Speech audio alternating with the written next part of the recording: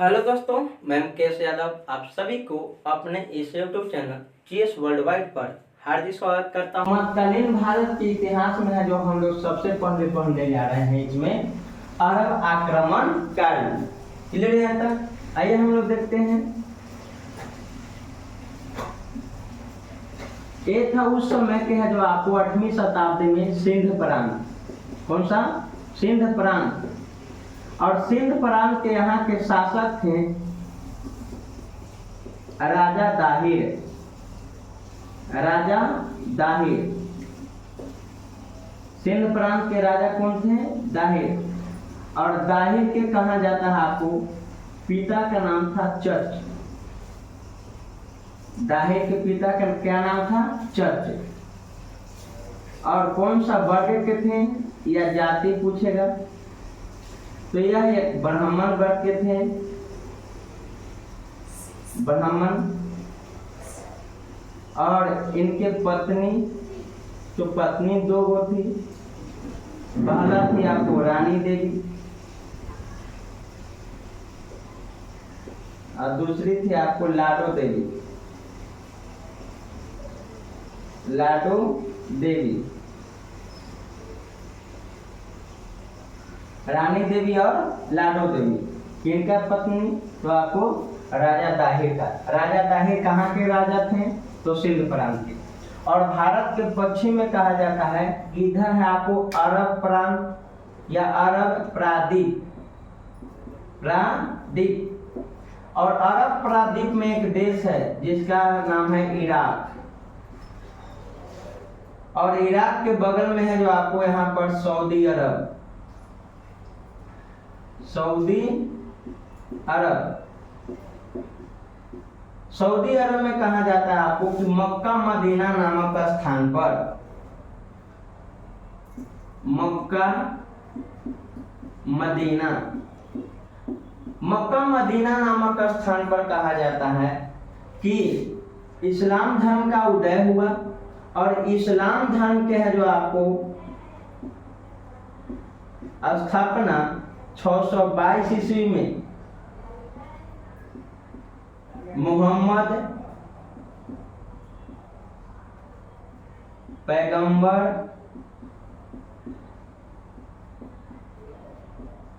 साहब द्वारा किया गया। तो इस्लाम धर्म का उदय कब होता है? 622 ईस्वी में। सबसे नया धर्म कौन है आपको? इस्लाम धर्म। और इस्लाम धर्म के संस्थापक मोहम्मद पैगंबर साहब। जो कि इस्लाम धर्म के उदय होने के बाद इनको है जो आगे बढ़ाने का है जो आपको कार्य किया गया। और जब मोहम्मद पैगंबर साहब की मृत्यु हो जाता है तब हम लोग धार्मिक आंदोलन में इस्लाम धर्म के बारे में अध्ययन करेंगे एवं अन्य धर्म के बारे में। हम लोग यहाँ पर अध्ययन कर रहे हैं अरब आक्रमणकारी के बारे में। तो आइए वहाँ पर हम चलते हैं अरब आक्रमणकारी की कहानी। तो कहा जाता है कि इस्लाम धर्म के है जो आपको संस्थापक मोहम्मद पैगंबर साहब की मृत्यु हो जाता है। तो इनके मृत्यु के बाद कहा जाता है आपको कि इस्लाम धर्म को आगे बढ़ाने के लिए एक पद का है जो निर्माण किया गया। और उस पद का नाम रखा गया आपको गुरु या खलीफा। क्लियर यहाँ तक? इस्लाम धर्म। और इस्लाम धर्म को आगे बढ़ाने के लिए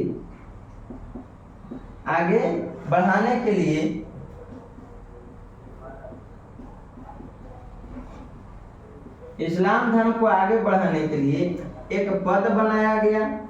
और उस पद का नाम है आपको गुरु या खलीफा। पद के नाम है गुरु या खलीफा। जो कि इस्लाम जगत के है जो प्रथम जो गुरु हुआ उसका नाम था आपको वालिद। इस्लाम धर्म के है जो आपको प्रथम गुरु कौन था?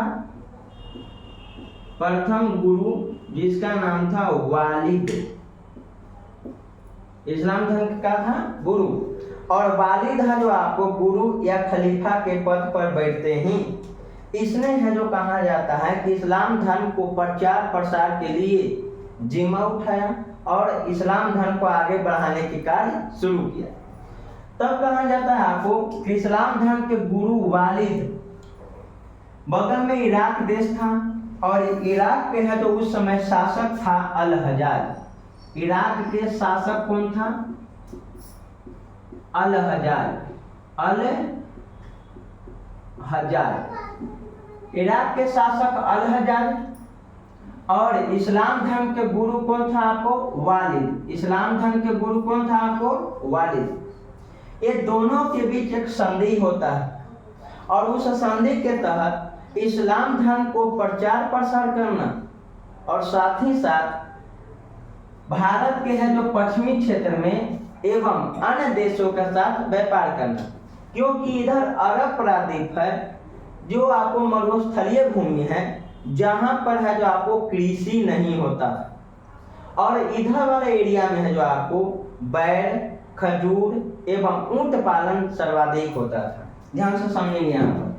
तो अरब प्रायद्वीप के क्षेत्र में है जो आपको बैल, खजूर एवं ऊंट पालन होता था।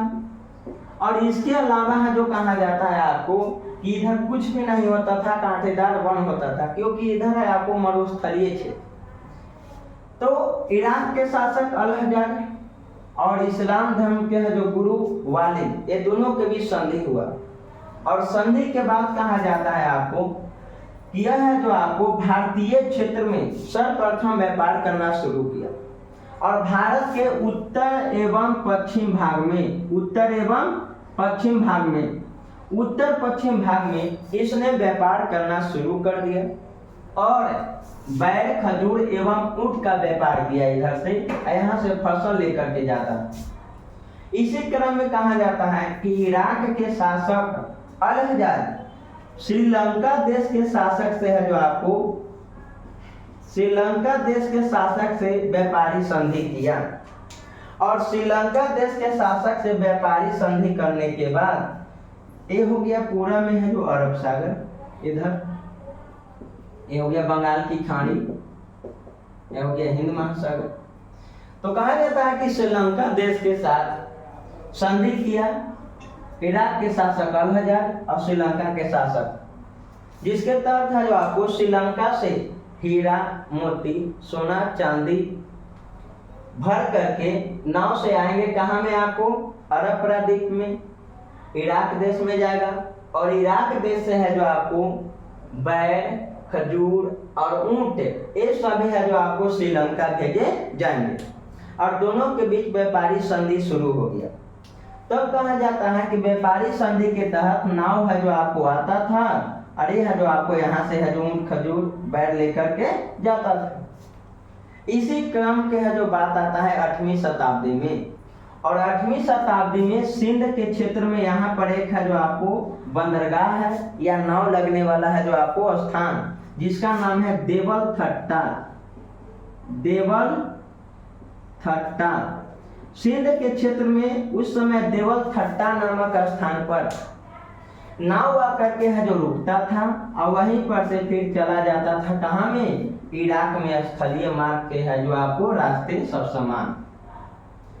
एक समय की बात है, कहा जाता है कि श्रीलंका से नाव भर के है जो आपको वस्तु भेजा जा रहा था। उसी समय है जो आपको देवल थट्टा नामक स्थान पर कुछ लुटेरों ने उस नाव को लूट लिया। और लुटेरों ने जब नाव को लूट लिया तब इसकी सूचना इराक के शासक अल हजाज के पास भेजा गया। तो इराक के शासक अल हजाज ने सिंध के राजा दाहिर को पत्र भेजा कि आपके क्षेत्र में मेरा नाव लूटा गया है, से आप हमको खोज करके वस्तु को दीजिए। तब है जो आपको सिंध के राजा दाहिर ने कहा कि जान न पहचान हम तो हैं मेहमान। इसी चलते है जो आपको सिंध के राजा दाहिर ने उससे इनकार कर दिया, कहा कि आपका है जो वस्तु है आप आकर ढूंढिए, हम नहीं जानते। तब है जो आपको इराक के शासक अल हजाज को लगा कि अगर श्रीलंका से व्यापार करना है, क्योंकि श्रीलंका से सबसे ज्यादा व्यापार में उसको फायदा हो रहा था, तो सिंध वाले एरिया पर कब्जा करना होगा। तब उसने है जो आपको अल हजाज और इस्लाम धर्म के गुरु वालिद ने भारतीय क्षेत्र में है जो आक्रमण करने के लिए अपना है जो सेनापति है जो नियुक्त करने लगा। क्लियर है तक। और भारत में है जो आपको अरब आक्रमणकारी 8वीं शताब्दी में शुरू होता है, 8वीं शताब्दी में। और 8वीं शताब्दी में है जो कहा जाता है सर्वप्रथम शुरू होता है 711 ईस्वी में। और 711 ईस्वी में है जो आपको सबसे पहले है जो आपको अल-हज्जाज एवं वालिद द्वारा सेनापति नियुक्त किया गया। वो किया गया था आपको उबैदुल्लाह। कौन था आपको? उबैदुल्लाह। जो कि उबैदुल्लाह भारतीय क्षेत्र में आया तो है जो असफल रहा और भारत के पश्चिम क्षेत्र को जीत नहीं पाया। पुनः 711 में ही एक और है जो व्यक्ति आता है सेनापति के रूप में, उसका नाम है आपको बुदैल। ये भी कहा जाता है आपको कि आक्रमण तो किया लेकिन सफल नहीं हुआ। और ये दोनों है जो भारतीय क्षेत्र में कहा हो गया आक्रमण में असफल। उसके बाद कहा जाता है आपको कि इराक के है जो शासक अल-हज्जाज ने एक है जो आपको लड़का को चुना जिसका नाम था MBK, मोहम्मद बिन कासिम। और मोहम्मद बिन कासिम कहा जाता है आपको कि मात्र उस समय 16 या 17 वर्ष की आयु के था, 16 या 17 वर्ष की आयु का। मोहम्मद बिन कासिम को है जो आपको सिंध के क्षेत्र में आक्रमण करने के लिए, सिंध के क्षेत्र में आक्रमण करने के लिए